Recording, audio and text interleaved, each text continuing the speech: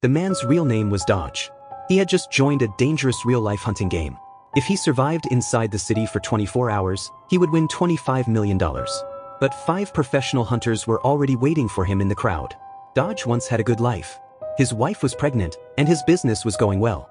He invested in a big commercial building, but when the funding collapsed, the project was left unfinished. He tried to find new partners, but no one helped him. Then things got worse. Doctors told him he had late-stage cancer. His time was running out. If he died like this, he would leave only debts and sadness for his wife and unborn child. In despair, he remembered a hospital caretaker once gave him a strange business card. That card led him to a secret company. The boss was kind and polite. He said he was sorry for Dodge's illness, then asked if he wanted to play a special game. If Dodge survived, he would win $25 million. Curious, Dodge asked what the game was. The boss explained, he was only a middleman. Rich and bored people around the world had created this deadly game. The rules were simple. Dodge would become the prey, and 5 hunters would try to kill him inside the city. They could use any weapon except guns. Dodge was not allowed to ask the police for help. If he broke the rules, the game would never end until he died. At the start of the game, Dodge would instantly get $50,000 in his bank account. For every hour he stayed alive, another $50,000 would be added until he reached the full $25 million. He would also receive a special phone. This phone only showed 2 things, his money balance and the boss's number. But each time new money was added, his location would be revealed to the hunters for 15 seconds. The boss gave him time to think. Dodge, knowing he didn't have long to live, decided to risk it all for his wife and child. He told his wife that the failed building project was finally sold and that he had a chance at treatment. The next day, he secretly met the boss at a restaurant. He handed over all his personal belongings, keeping only his pain medicine. The boss gave Dodge a special phone. When Dodge checked it, he saw that $50,000 had already been sent to him. The boss warned him that hunters were already inside the restaurant. If Dodge wanted to live, he had to escape quickly. At 6:45 p.m., the deadly game officially began. Dodge ran out of the restaurant. Anyone in the city could be a hunter. He jumped onto a bus, but a man with long hair sat next to him and opened a box. Dodge thought it was a weapon and panicked, forcing the bus to stop. But the box only had groceries inside. Scared, Dodge got off the bus and kept running.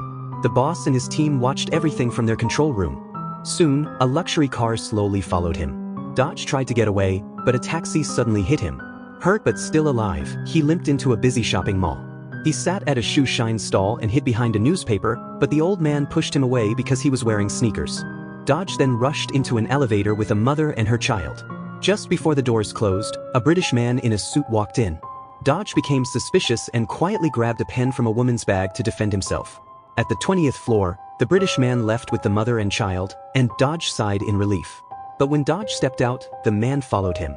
He was a hunter. From his sleeve, he pulled out a strange weapon. Dodge ran up to the 26th floor but found no escape. He hid inside a bathroom stall, holding his breath. The British hunter calmly placed his weapon on the counter, chewed gum, fixed his hair, then started kicking open the stalls one by one. When he reached Dodge, he saw him trembling in fear and felt disappointed.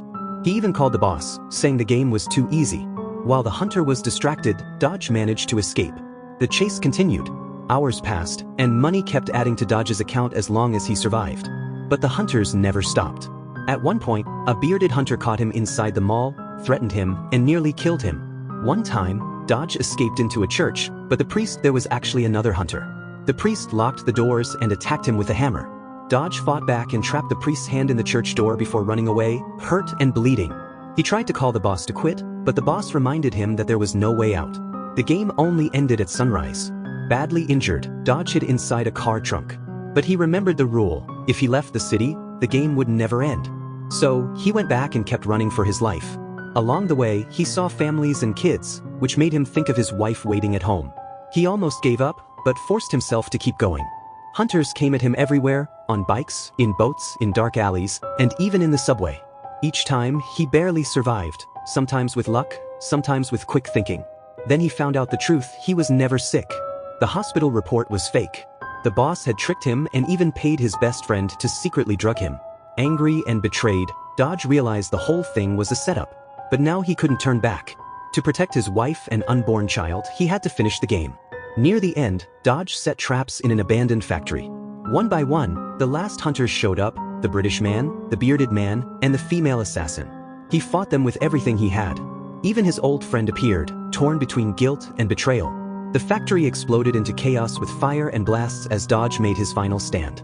At last, only the British hunter was left. On the rooftop, he cornered Dodge and was about to kill him. But then the sun rose. The hunt was over. The British hunter kept his word, stopped fighting, and even greeted Dodge's wife politely before leaving. Soon after, Dodge got a call from the boss.